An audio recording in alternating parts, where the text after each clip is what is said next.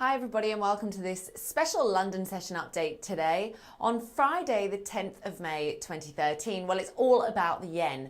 If FX is kind of a one-horse town, then the yen is most definitely the horse.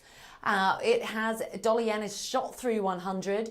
Yesterday we saw a huge amount of volatility in the Japanese yen.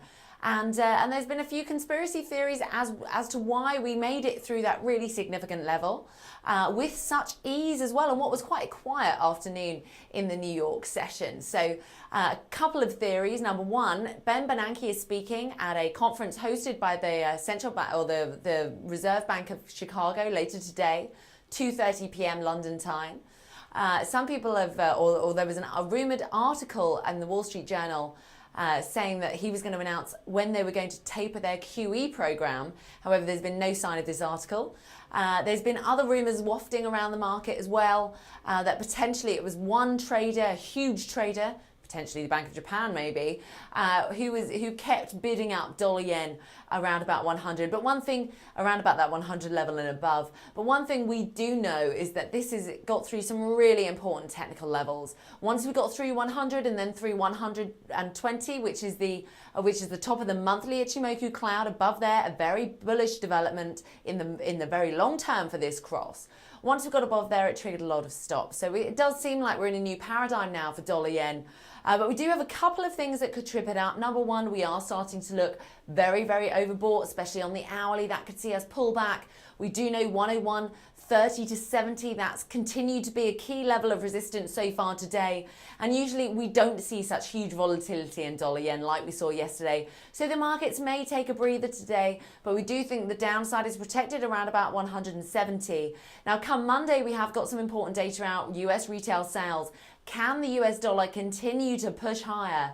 If we don't see a pickup in economic data, it's going to be tough.